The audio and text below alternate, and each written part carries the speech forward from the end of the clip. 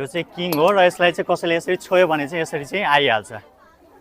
यसलाई चाहिँ छोको टच गरेको मन पर्दैन, डोन्ट डिस्टर्ब मी भन्छ यसले चाहिँ है। यसलाई छोयो ओर्यो भने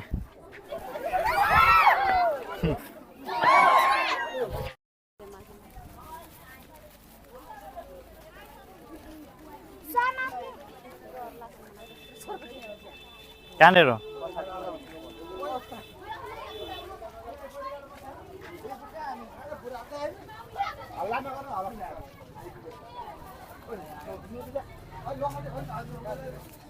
यो गर्बिट ल देखा टस टस टस हल्ला नगर्नु हल्ला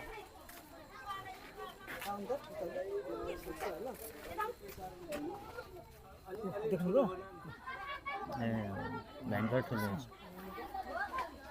ठुलो छ, एकदम ठुलो छ। सामान नि त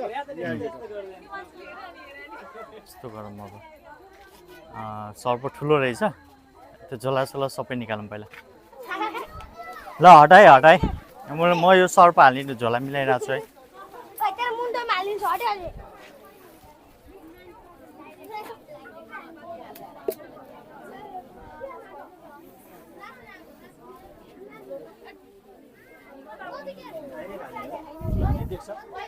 देखिन्छ, हेर्न मिल्छ मजाले।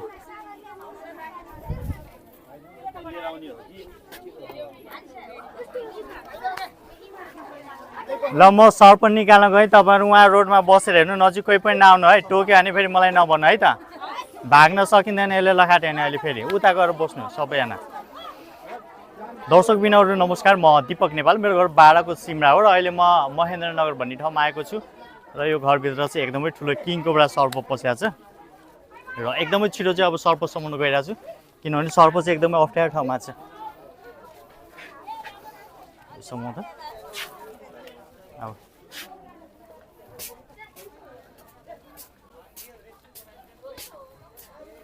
यो चाहिँ के भान्साकोठा हो? एकजना चाहिँ यता आउनु ल, तपाईँ आउँदा नि हुन्छ नभए डर लाग्छ होइन, उ गर्ने टर्च लाइट देखाइदिउँ अलिकति अलिकति पछाडि होइन यो समाउनु। दर्शकबिनहरू सर्प चाहिँ यो भान्साकोठाभित्र छ र अब तपाईँहरूलाई चाहिँ म देखाउन गइरहेको छु सर्प कस्तो ठाउँमा छ भनेर। एकछिन है,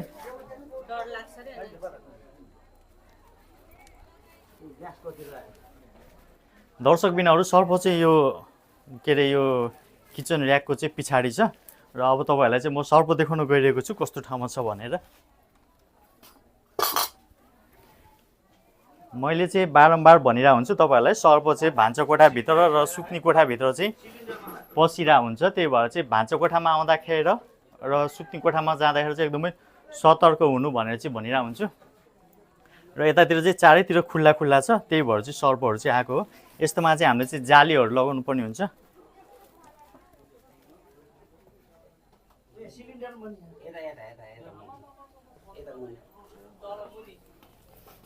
साँप चाहिँ हेर्नु होला, त्यहाँनिर चाहिँ बसिरहेको छ।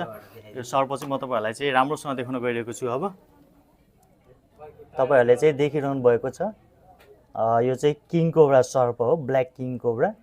र हेर्नुको लागि चाहिँ यसरी बसेको छ भान्सा कोठाभित्र र यसलाई चाहिँ अब म निकाल्न गइरहेको छु।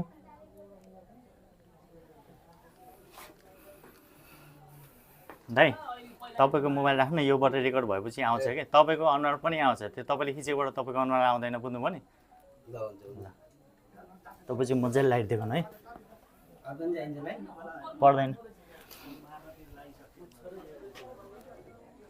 यो सर्प निकाल्नलाई चाहिँ यो सामुनाहरू चाहिँ हटाउनु पर्ने हुन्छ।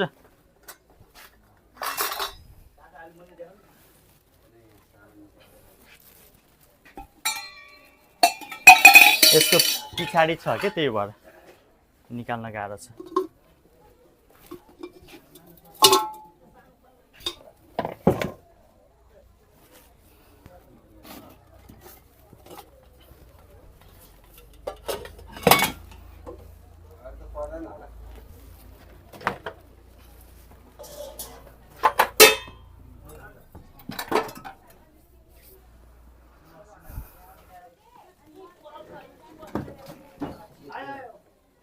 हेर्नु होला सर्प चाहिँ यहाँनिर बसिरहेको छ।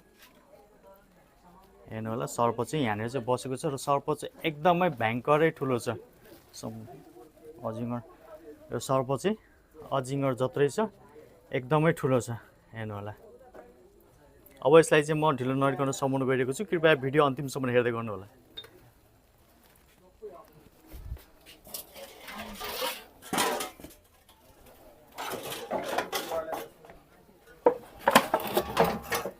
तपाईहरु बाहिर बस्नु है, भयङ्कर ठुलो सर्प छ, सानोतिनो छैन। तपाईँ अलिक पछाडि बसेर लगाइदिनु।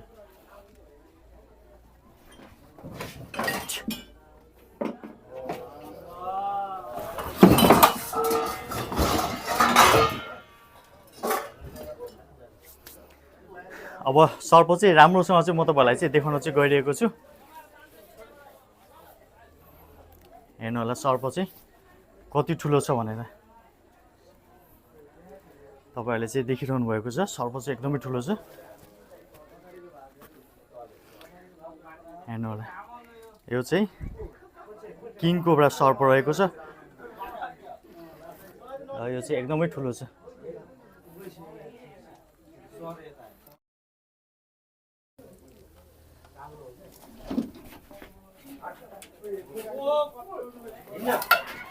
हेर्नु होला यो सर्प चाहिँ मेरो हातमा आइसकेको छ।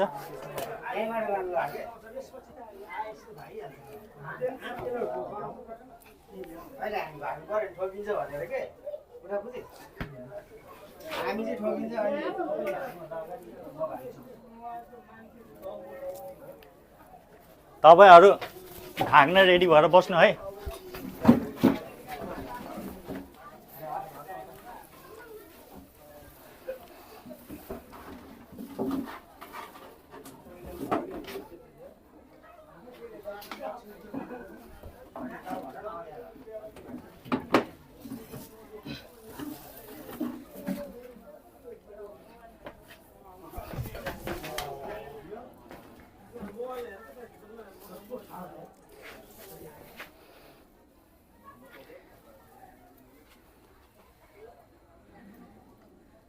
तपाईहरुले चाहिँ देखिरहनु भएको छ, सर्प चाहिँ एकदमै ठुलो छ र यसलाई चाहिँ ह्यान्डल गर्न चाहिँ एकदमै गाह्रो भइरहेको छ।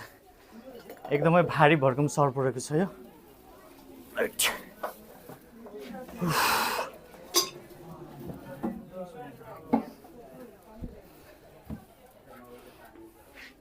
उता भाङ ठाउँ त छैन नि त्यसको है? तल कि माथि? तल छ कि माथि छ पल? ल यसलाई म छोडिदिइरहेको छु। ल हट्नु, तपाईँहरू केही पनि नगर्नु है दाइ।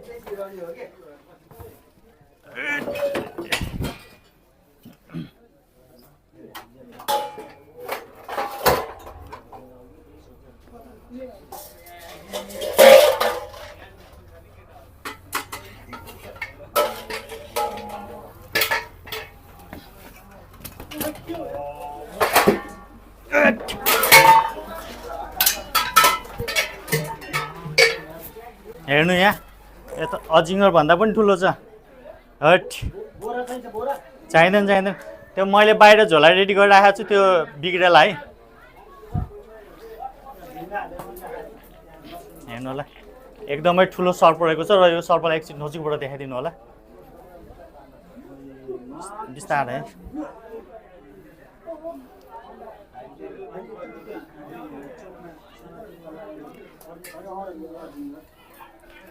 ल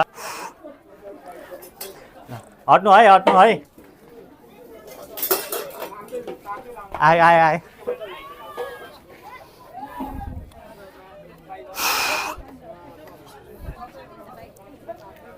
टर्च लाइट बन्द गरेर भित्र राख्दिनु। सर्प चाहिँ यहाँदेखिबाट वहाँसम्म छ यार। बाहिर आयो है, आयो है।